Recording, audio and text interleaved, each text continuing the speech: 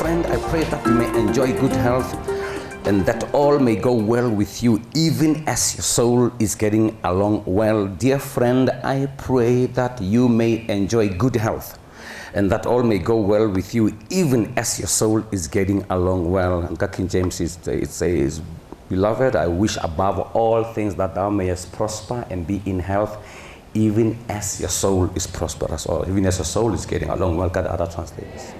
Yeah, and like we said at the end of the series, we will be laying hands just after we've put some bit of education into your heads.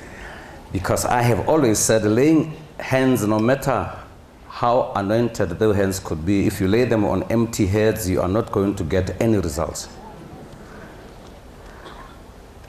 Even if the hands are not anointed, if you lay them on a head that is full of something, you're going to get results.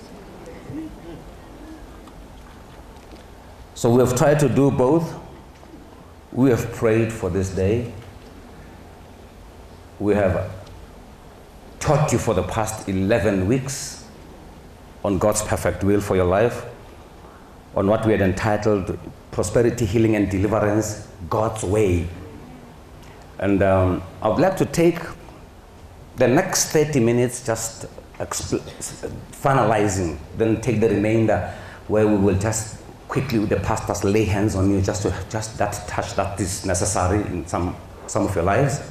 But I know that some have already gone through the obstacles they were facing before, and it will not be necessary anymore to lay hands on them. We've had a number of wonderful testimonies. And because of lack of time, I will read some of them next week, which will still be ministering to you.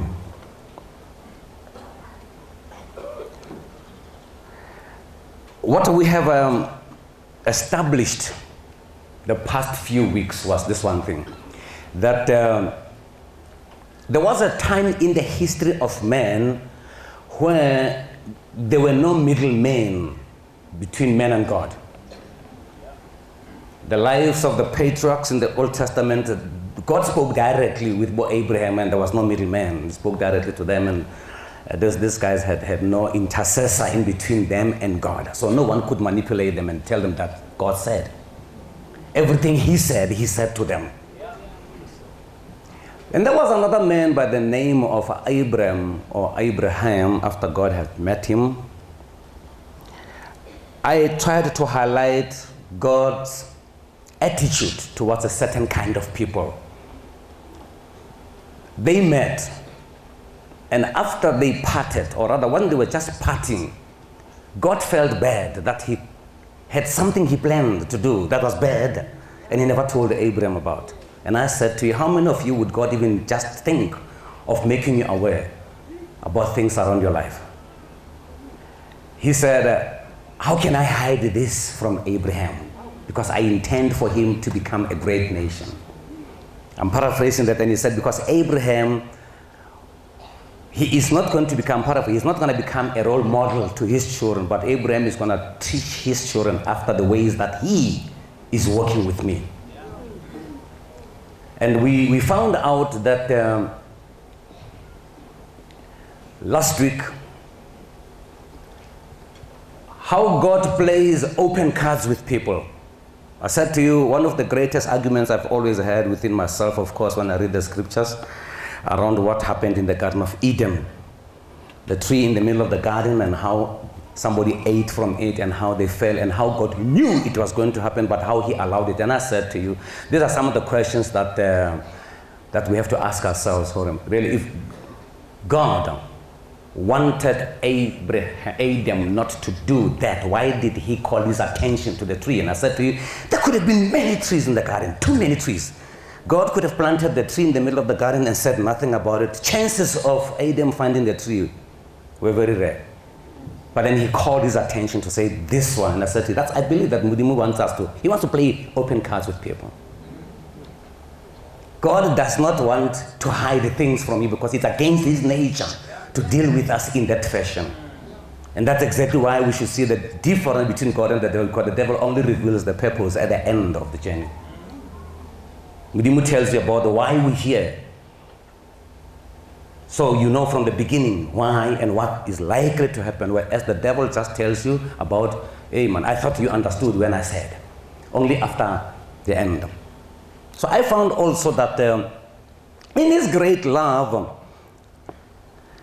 even though Adam sinned, he made a plan for his prosperity, which is becoming now today a serious issue.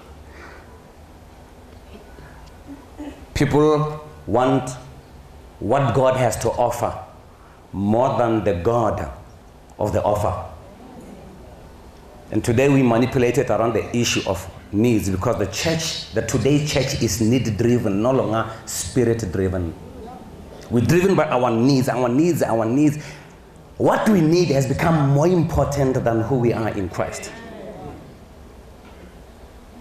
And that is the reason why we find ourselves unstable in the things of the Lord. That is why how we end up falling into the hands of wolves in sheep's clothing. And I've said to you from personal experience, I've been a Christian for 31 years now. I've attended a lot of prosperity seminars in my life, but I can tell you today, the only person who becomes prosperous after the seminar is the organizer. Not the attendees. The organizer and the speaker are the ones who benefit from the prosperity seminar. You remain the same because you are need-driven. Now it's like, I want it now. And some of the things you've been wanting them now, it's 5 years already. Your now has become no less than 5 years. And I'm saying to you, the 5 years could have been spent seeking the Lord. Seeking the ways of the Lord, or just say, Mudimu, I rest my case.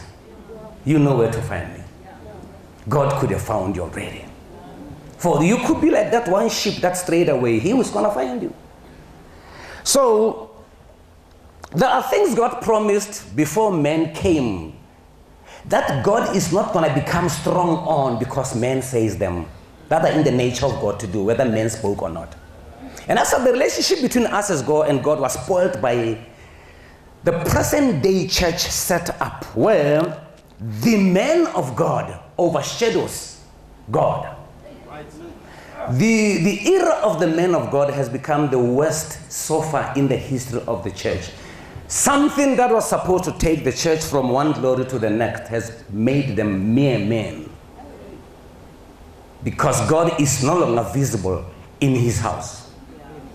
His son is no longer spoken of in his father's house. And hence the selling and the everything that we see today, the church has become into a market where all in the name of branding. It's called branding. And we can't even talk about it. You know much better than I do on those issues. Let's go to Psalms 103, chapter 103. And let me show you a few things. Then we are just going to trust Mudimu today for it. Lord, after we have spoken your word for this whole 11 weeks, the faith of your people is obviously high. May you touch them. May you confirm your word in their lives with signs following. Psalms chapter 103, verse 1 to 5. Praise the Lord, my soul. God in James said, bless the Lord, O my soul, and all that is within me, bless his holy name. Praise the Lord, O my soul, all my inmost being, praise his holy name. Praise the Lord, my soul, and forget not his benefits, all his benefits. Now, by merely becoming a Christian, you get into a realm where there are things called promises or benefits.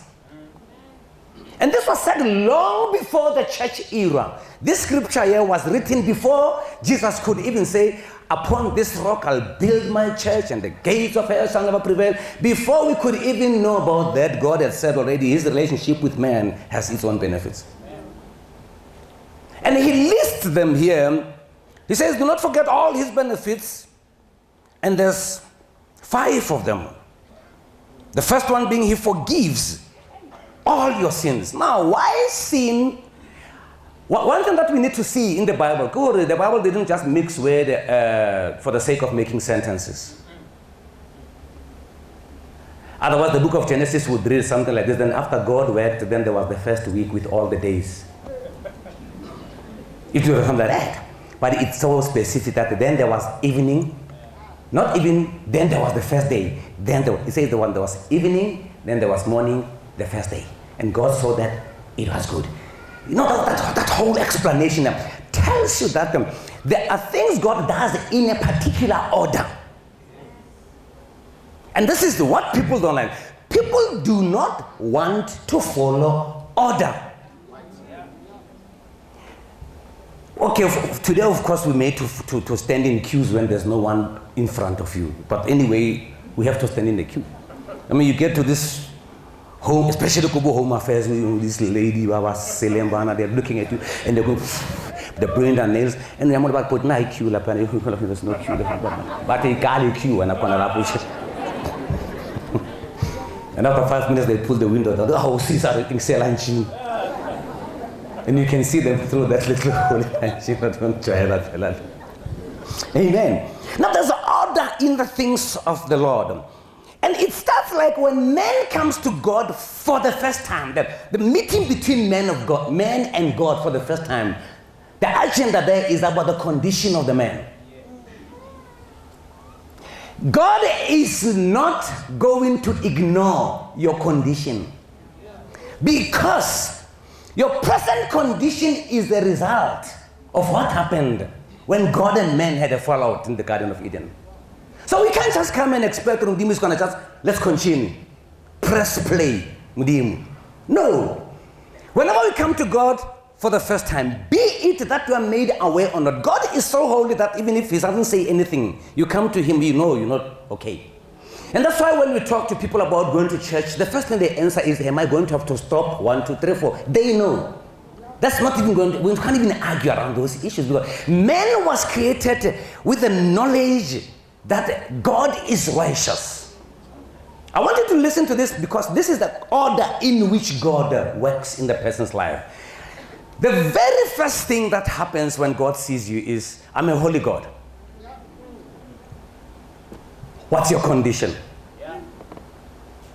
Understand that? And that is why one day a man by the name of Jonah, remember Jonah? When people lost their luggage, what's all China seat? Him and people were but what was talk up? This one brother got into the ship, and guess what? People had to throw off the bag. It's a fake. It's a Gucci. The hair extensions from Brazil. They were floating all over the sea. Everything. Guys were just throwing and throwing because of a brother. When they spoke, he said, I'm a worshipper of God. Remember that? He said, I'm a worshipper of God, and some weeks back, months back rather, I said to you, I would rather walk with God than be a worshipper of God.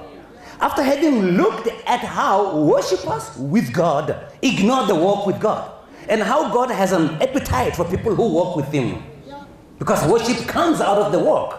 So Jonah wanted them to recognize him on the fact that he worships God. He never said to them, I walk with God, because he knew I couldn't go where he said I should go.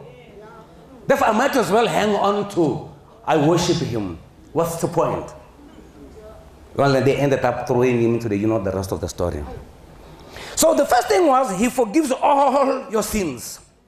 Benefit number one that you ignore is the fact that you are forgiven. Yeah.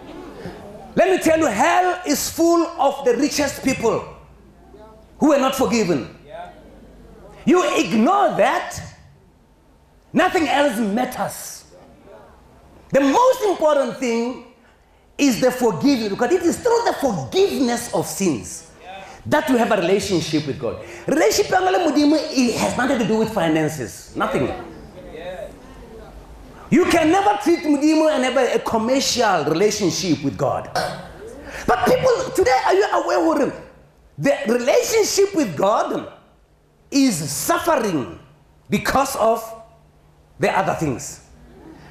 Your condition doesn't matter anymore in church, except in this church, of course. Here we say, your life is my business, just as much as my life is your business. You care about how I live. I was the first one to care about how you live. Scratch my back, I'll scratch yours. Simple. As much as you expect some certain level of standard, the Lord expects the same from you. We both his sheep. And now the first thing that happens is, before God can even look into the things that bother you, you must be able to spend a moment in his presence in a relationship. I couldn't just drag Joyce off the street and take her home. Now I found the girl. My mom was going to say, oh, we've got to do things in the correct manner. Do you know her? How well do you know her? No, ma, I met her this morning, restaurant thing. And no, my mother would have said, please take her home. We'll go to her parents. Are you aware of that? Because now there must be first that relationship. At first, when I met Joyce, you make sure you have got 20 rands and 10 rands. Back then, you make sure you are paying 10 rands. You have very 20 rands in your put.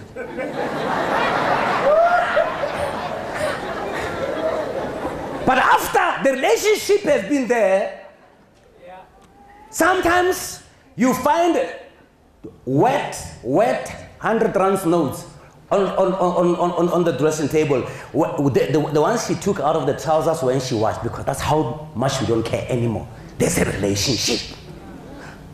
So we actually became open after the relationship. So if you're expecting God to be open with you, then how do you relate to him?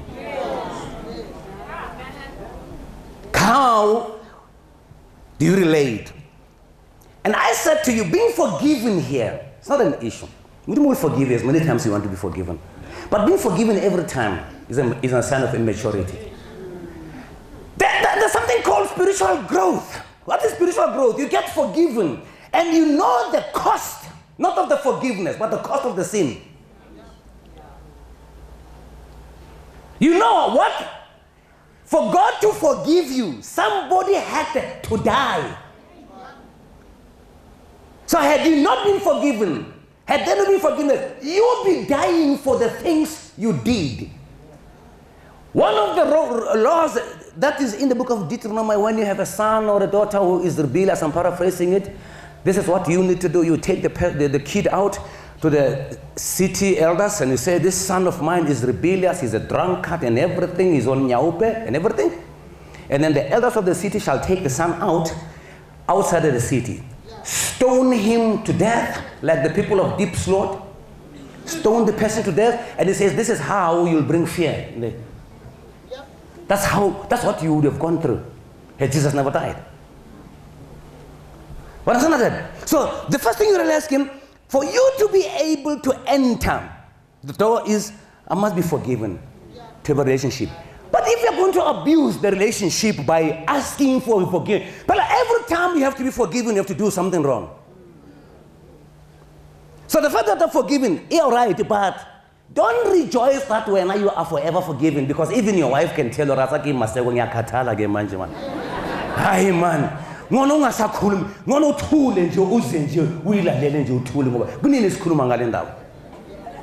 Because as much as you have to be forgiven, you cannot major on forgiveness because there are other benefits. The next one is the healing of all your diseases. Why healing of all the diseases immediately after forgiveness? Because healing is a direct result of sin. Man was never sick until he became the devil's friend. And not that Satan is healthy himself. Satan has no power to make anybody sick. That's my own opinion. The devil is sick himself. You hang around him, he's contagious. We draw this picture here, a devil who looks like a scientist wearing a white dust coat, throwing gems at people. He is diseased. How do I know? Without the relationship with God, the result is sickness and disease. And being not at ease, of course, being dis-ease. Not being comfortable. How do I know that? The book of Job. God says to him, here's the man you think is in charge. God says to him, where have you been? He reveals his true condition. I have been up and down. Walking. You know, we have the right to attach the synonym. I've been loitering. I've been hustling. And God said to him, okay, fine. Since you've been all over, have you noticed a man? Satan is so curious. I didn't even notice it because the devil, the first thing you can pick up in your life is relationship with God. Yeah. I know him, the man you spoke about. He has a relationship. I'm part of it. He has a relationship with you. Therefore, that's why you have blessed him. But I can tell you, if you take everything, he will curse it to your face. The rest of the story, you know. How did he notice Lord Job was a righteous man? Because even your condition in the eyes of the devil, it counts. If righteousness counts with God, it counts more Satan if you're righteous. Satan can never lay a hand on you when you're righteous. And righteousness is a continuous relationship, not a Sunday morning accessory. We dress up and we become righteous for 1 hour. But the ushers take you, they want to make you sit before this person or you because we hate the same person in the house of their father. That's how bad you are. That's totally unrighteousness. In every church there is this one person or he touches the move. Every church has got that kind of person. They're switch. What is it? And yeah, well, phone electrician. Not unless you listen yoga to reconnect, but I'm telling you. That's the righteousness we talk about.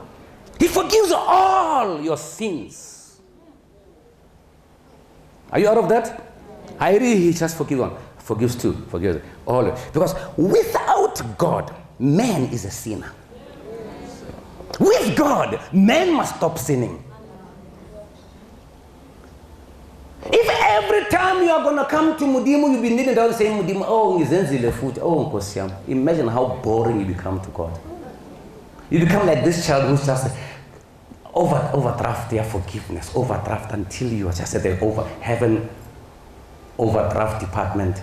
They're writing your when we've forgiven too much, you've taken all in a week.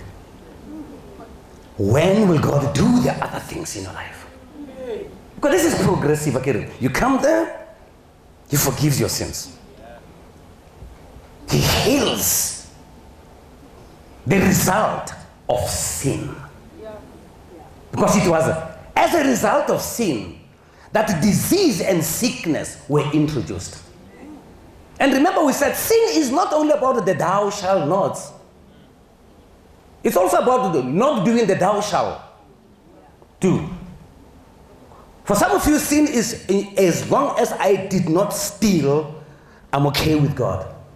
But also, not giving is an issue with God. Because he who gives has a relationship with God. He gives to the poor, he's lending unto the Lord. He becomes compassion. Some of you will end up entertaining angels by entertaining strangers. A man by the name of Lester Sumrall, in one of his books, he wrote about a testimony. He says there was something like 8 or 10 children in his family. I don't remember whether the father was there or not, but the father wasn't around. And back then it was bad. They were living on the outback like Hobo, Texas. I'm not too sure, but it was like in the bundus where your neighbor is 5 kilometers. Or next door. That's about more like next realm. So he said, the mother had to struggle every day to make ends meet. And the kids, watch this whole thing. In houses where there's food, this is the work of the devil. Children don't have appetite. Have you been there? Where there's food, everybody has no appetite. The cabbage, la piana. And then the next thing, I want to know they are choosy. Badly mix. Go to families where there's no food. They've got appetites of bulls. It must be that's how the devil mocks man. That's a mockery to God's creation. Those who have no appetite. Those who didn't have, they have all the appetite. It's like you could swap. But if you swap, the situation changes anyway.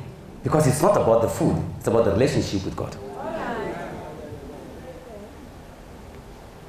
And that's why the first thing that happens when we don't have, we become bitter towards those who have. What do you think causes that? When somebody has crossed a cable from the freeway into their house, when it's disconnected, they stone cars on the freeway. They will stone somebody else's car. How do you reconcile the two? It's because problems make you bitter. Because somehow it's like God does not want to come through for you because your condition. And that's why we've said to you, come out of them and be separate. Be different. Know your destiny. No worry. I'm living in Soweto in the midst of trouble, but God is with me. He said, I will never leave you, nor will I forsake you. Lo, I will be with you always, even up to the end of the ages. Work your way with the Lord. Work your relationship with God. He forgives all your sins. He heals all your diseases. Then he redeems your life from the pit. Which pit? It could be the pit of death, the pit of hell, the pit of whatever, wherever you've fallen in. There's something, when we read something so very interesting about the shepherd staff, the shepherd staff, how it was not only for protection, how it was not only for helping him to walk around, how it was not only for making sure that sheep, when a sheep has fallen, he could hook it up, and he doesn't hook the leg, the leg is just body smart. He hooks the neck, and depending on the size of the body, by the time you come out of there, you need a neck brace because he pulled you out. But how this sheep that keeps straying out, how the shepherds decide taking the same stuff, hit its foot or its just break a leg a little bit so it doesn't go too far from it. Then he will carry it. But what's about among your pumula? And I sit there, I put it there. Because now iyaqhuka. Kungono ngithole la iqhuka. Kunokuthi ngilandele ihamba. For some of you, the Lord has just broken your leg for a moment and he's going to let you heal because you stray away too much. The same stuff that protects you. So the Lord wants you to realize redemption is no child's play. From the pit, redemption simply means, when you have a coupon we get from, you buy a magazine and there's a coupon there, your toothpaste, 10 rands off. When it wasn't like half of all of you were redeemed, the whole person, you were bought back from the devil's slave market. Now look, he forgives you, he heals you, he buys you back, so that you don't go back healed to where you come from with Satan. Because the relationship is going to make you sick once more. So redemption, being bought back from your old condition. And there are other people, bilingual, they need to realize this one. Some of you have been saved from sins. You need to be saved from yourself. Some of you are full of yourselves. Your philosophies. You think you're a philosopher. The things you believe. And now, the Lord has, on the cross, Jesus died for your sinful condition. Your self-condition after salvation. The Bible says, renew your mind. Be transformed. Do not conform any longer. Into the pattern, because there's a pattern, there's a way of reasoning around the things of the world. And that's why some of you are no longer Christians by definition of the Bible. You have become Christians according to the South African Constitution, which was written by non-Christians anyway, and Christians who suck up to them. Some of you, when we speak, you go like, but that's not in the Constitution. Some of you, a believer comes to you and says, at church, they say. Then you say to them, but the Constitution says it's your right. Some of you are going to burn in hell holding the South African flag.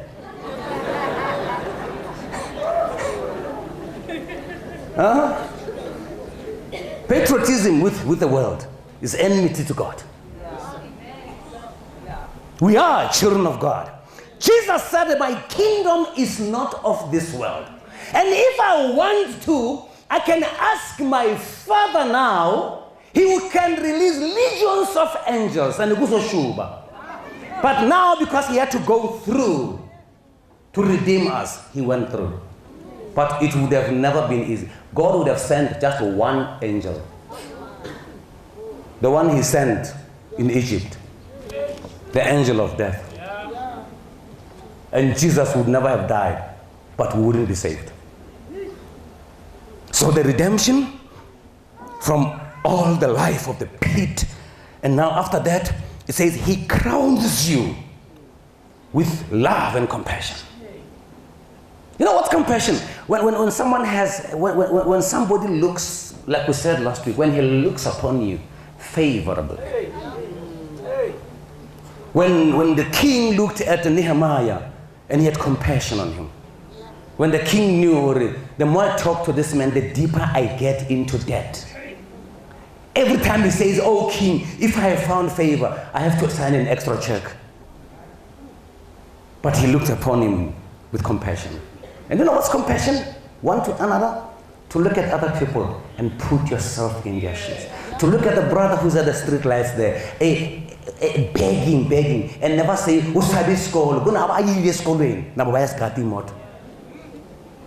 so if going to school would make someone exempt from becoming a beggar, everybody who went to school shouldn't be begging, but they beg too, because begging is still a mystery to people. It happens even after you've prepared yourself for life, because only God can prepare a place for you.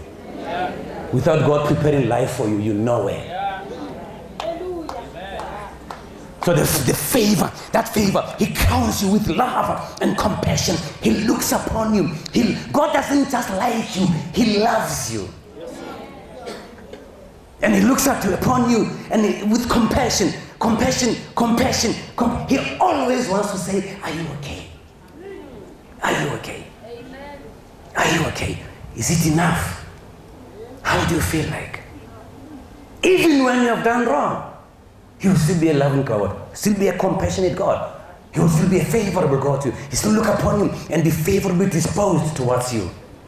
But some of the times, we ignore some of the laws in the Bible that says, do unto others.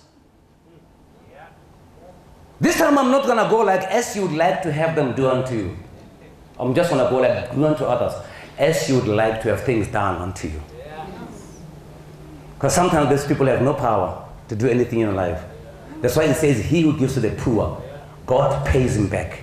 He who doesn't show compassion to the others, God might never be compassionate to him, because it is unlike the character of God for you to behave in that fashion. And that's why even when we pray, James says we pray, and with the reason we pray and we never receive, it is because we pray with wrong motives. The real reason why you want this curtain score, you went to this person's house. And God says, please just go tell your father, the devil, to do these things for you. Because the character you're showing now is not the character of God. He says that you cannot. You must be content with the things that God is doing in your life. Be happy that you are forgiven. Be happy that you are not on your way to hell. Be happy that he has redeemed you from the pit. Be happy that at his own time the Lord will look your way. He knows what you need. But he's taking you through the process intentionally so. He's cleansing you. He's breaking your legs so you slow down. He wants you to keep pace with his grace. And like we said, God is only committed to Psalm 23. David said, the Lord is my shepherd, I shall not want. He never said, the Lord is my shepherd, I shall not need. And that's why we said, it doesn't matter. For as long as you are in the presence of God, you will have needs. For some reason, he likes to keep us coming back. Why doesn't he just give you, I said on Friday, why doesn't just God give you your box, your hamper when you get saved? Well done, that good and faithful servant. He wants you to keep coming back. He wants to go to the occurrence book and see Utikile were coming back. Knocked out. Coming back, knocked out. He's created us to be creatures of need. And so David says, I shall not want, because we said, he's committed to your needs. Whatever you want, that's the problem now. That's why we find ourselves with somebody who promises us what we want, while we already have everything that we need. Yeah. Manipulation is never around needs. It's around the things we want. Yeah. We know the Lord wants to heal us, but when is the issue? And somebody says, no, forget about God. We can heal you now. He's going to heal you. That's a need. But you want it now. And you are prepared to kill or to die to have it now. That's why you are in debt today. Because you wanted that car. You wanted that house. That's why sometimes you are not happy. Because you never needed that. You had a car that was sufficient. But you wanted a car that had the wow effect. And with the wow effect, the 25th of every month to the 7th, you can't sleep. And you go knock on God's door. Lord, the blessing you gave me, it's more like all the blessing I acquired. I got it, God. Save me from it. And God said, you never needed that. I had supplied your needs. I was going to give you a car after your leg has been healed that I broke to slow you down. You were going to walk for 5 years. 10 years, you healed. You learned to be close to the shepherd. I don't have to take you from the dungeon anymore. When I go, I carry you. So we have progress, because while you're straying, you're delaying the whole flock. Because I have to go look for you as the one that strayed away, while the flock, when I go look for you, wolves threaten my sheep beside. So your non-progress causes the church of Jesus Christ to look like it's not effective. Today, Nigerians think we don't have the anointing because they're looking at you, and it's not about the anointing, it is about the progress with God. We teach you progress. They promise you in the now, and that's why you're frustrated. Because you don't expect God to break your leg and slow you down so that after 5 years you are healed, you walk with Him, and then He can actually take you from one glory to the next glory, and that's why you are frustrated. But that doesn't make Him to compromise His principles.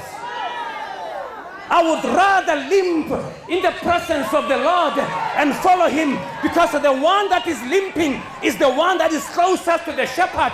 When he puts the stuff here, it is next to it. When he walks, it's the first one he carries. I would rather be on his shoulders than driving all over the place without him.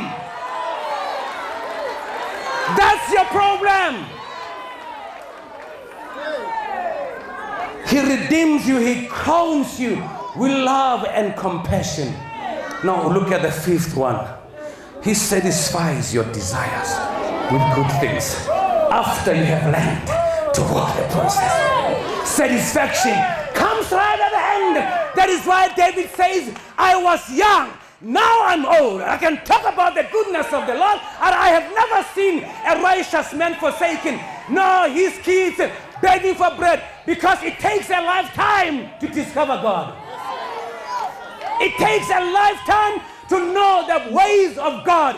I can never have a 10, 15-year-old telling me about the grace of God. They don't know anything about it. They just know the shadow of the grace of God. I have seen the grace of God. At 55, I can stand here and say, I've seen the grace of God. And I will still respect it when this old man stands here at almost 80 and say to me, you sit down, let me tell you about the grace of God. Because it's a walk. It's a lifetime walk where you end up being satisfied with good things. And that is why you look around, even in the ministry, you will see the grace of God. Around number 60, it increases. It's on 60s, 70s, who are beginning now. They got the waters have been come down a little bit, but they've been broken in the process. They're broken in the process. Look at him. Look at people run out at 30-something years in marriage. It looks like the waters are calm now, but our legs were broken in the past. It takes a lifetime, but we miss Him. Then we spend a lifetime in the wilderness. And a sheep that will never be eaten by wolves in the wilderness tends to live with wolves. It learns to survive. There are children who were found in some of the forests of Congo who were stolen by chimpanzees from the society when they were young. They walk like a chimpanzee. They do things. They climb trees like a chimpanzee. They are human beings. It would have been better if the chimpanzees killed them. But they didn't kill them. They made them one of them. That's why we're becoming one with the devil every day. We're becoming a hopeless generation. Wolves could not devour you. They have turned you into one of them. You growl like a wolf, but you eat grass because you can't eat meat because you are not a wolf, but you learn to survive among them. I'm glad for all the breaking of legs that I have got. They have kept me in the grace of God. And I can speak like David and say, I've been young, now I'm old. I have never seen the righteous forsaken, nor their seed begging for bread. But there were times when I was young when I begged for bread. But I'm looking at my life and saying, wow, it begins with begging. It ends up with being satisfied with grace. Praise the Lord. Hallelujah. So he forgives all your sins, heals all your diseases, buys you back from the devil, crowns you with love and compassion, and satisfies you with good things. And that's why I have said to you, God can do it all in your life without a middleman. I'm a middleman. God can do everything. Why must you want me to be part of it? How's your relationship with God? Who is the healer? Can't you who's the healer here? No, but in Fundisi you must, go man, you must want to buy us big zanja. Nasi para buy us big zanja. But healing, we have said nobody is totally healed until God heals them. Nobody is totally prosperous until the Lord prospers them. Nobody is forgiven until God forgives them. Nobody can be crowned with compassion and love until God crowns him with it. So what do you want from me? What do you want from me? What do I owe you? That's between me and God. So why must you be desperate? Why must you walk out and say, my spirit is down? He never even laid hands on us. Izandla nyana nje zomuntu. Just izandla. Please stop being desperate. David never had a pastor. Solomon never had a pastor. Everyone, all the preachers never had pastors, never went to church. He healed them in the wilderness. So there was not a single one feeble amongst them when they left Egypt. No one was weak. They walked. They marched. He never gave Moses the remote control to the Red Sea. He parted it by himself. But because you are like them, you start missing the onions in the wilderness. But Moses, the first thing they complained about was graves. Do you have to really worry where you get buried?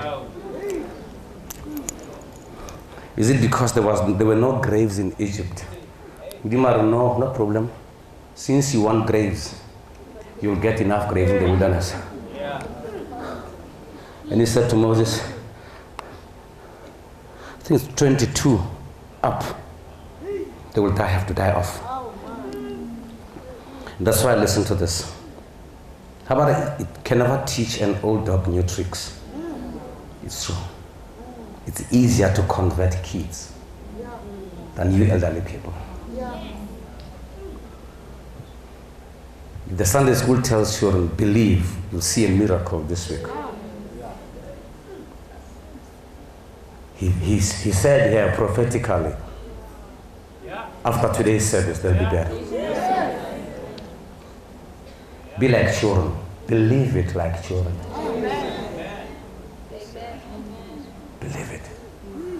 Because it is your Father's perfect will to give you all things to enjoy. But let us begin with your present condition.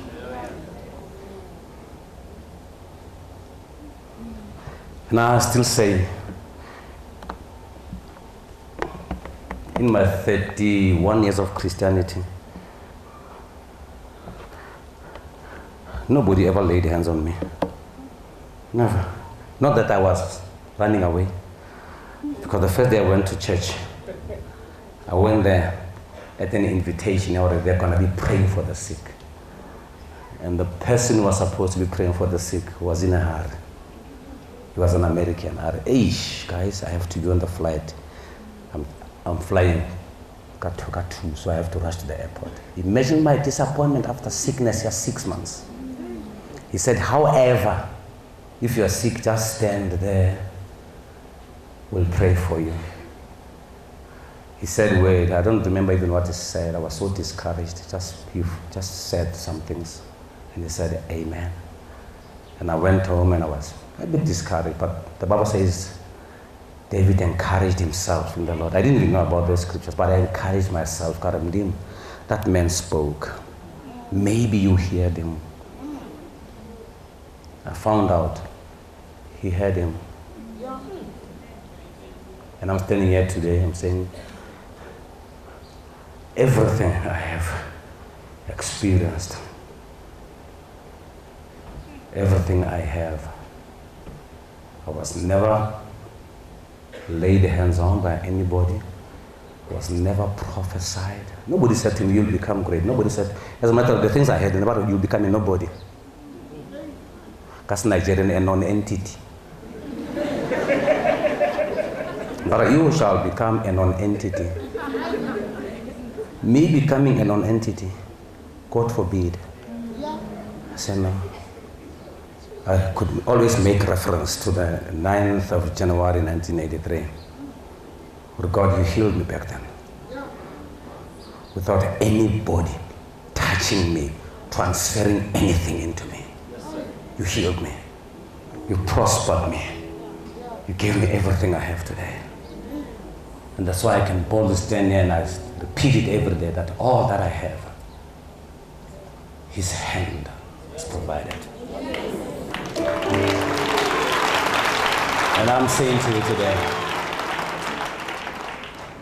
try this God, He's faithful. He's more faithful than you can imagine.